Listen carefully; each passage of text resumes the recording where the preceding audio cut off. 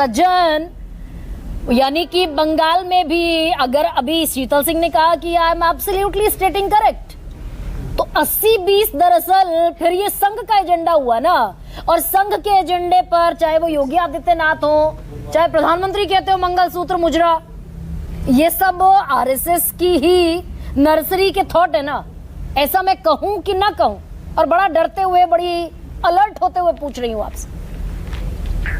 नहीं देखिए गर्मा जी, ये अगर आप मेरा विचार इसमें पूछे तो मुझे लगेगा कि ये बहुत ही सेलेक्टिव टेक होगा आरएसएस के एजेंडे के ऊपर पे। निश्चित तौर पे हिंदू एकता कोई नया एजेंडा नहीं है, वो उनकी आधारभूत योजना है। हाँ, उस पर तो इंसेप्शन हुआ। पहली बात वो। दूसरी बात आप देखिए, आरएसएस जिसके 1 करोड़ प्रतिदिन शाखा जाने वाले लोग हैं, तो उनके पास जो समाज का फीडबैक है, जो समाज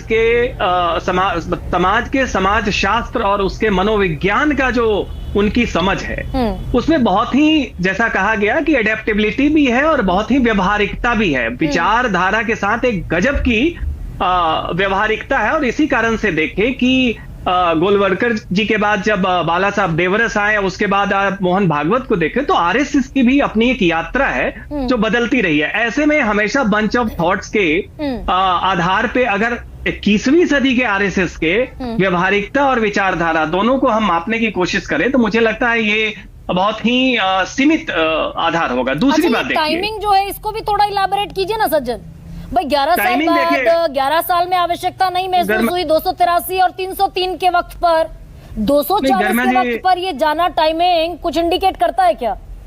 नहीं गर्मा जी देखिए, अगर एक बहुत ही साधारण तरीके से देखा जाए तो हम कह सकते हैं कि ये तो एक रूटीन विजिट है। 100 साल होने जा रहे हैं, नागपुर गए हैं, और मतलब जब शताब्दी वर्ष है और ना जाएं तो ये बड़ा अटपटा लगेगा। लेकिन दूसरी तरफ इसका एक गहरा मैसेजिंग भी है। देखिए, प्रधानमंत्री मोदी पिछले 10-11 साल में 1-2 विमर्शों को उन्होंने बहुत ही बखूबी साधा है, वो है, और इन दोनों को एंटेगनिस्टिक, विरोधी विमर्श के तौर पे परोसा गया और दिखा भी।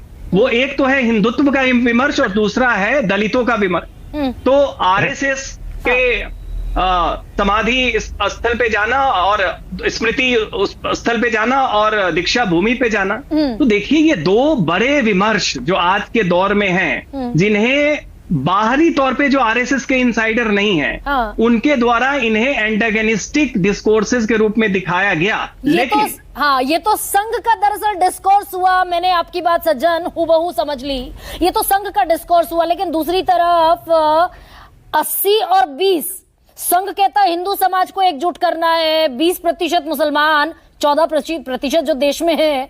दूसरी तरफ प्रधानमंत्री नरेंद्र मोदी 32 लाख लोगों को ईद की सौगात भी देते हैं। ये बिल्कुल देखते हैं, तो मजबूरी भी हो जाती है।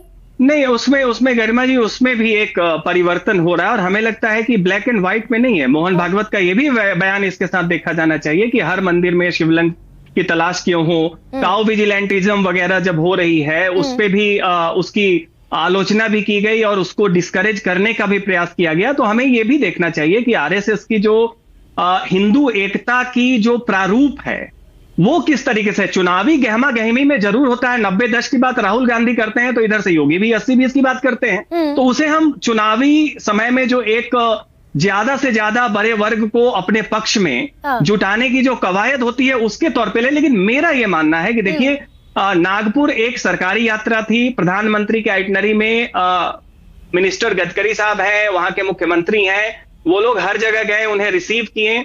इसमें आरएसएस के लोग दीक्षा भूमि प्रधानमंत्री के साथ क्यों नहीं गए? मुझे नहीं लगता है कि ये सवाल जो है बहुत ही वाजिब है। कारण यह है कि प्रधानमंत्री की यात्रा है, वो आरएसएस के भी स्मृति स्थल पे जा रहे हैं, दीक्षा भूमि भी जा रहे हैं, उसके अलावा वो नेत्रालय में भी जा रहे हैं, इस तरीके से। लेकिन सबसे बड़ी बात ये जरूर देखिए, इसी तरह से क्या प्लान करने की कोशिश हुई है इस विजिट को भाई? आरएसएस और बीजेपी 24/7 इलेक्शन मैनेजमेंट वाली पार्टी, अब जाहिर है सज्जन, ये इसी तरह से प्लान किया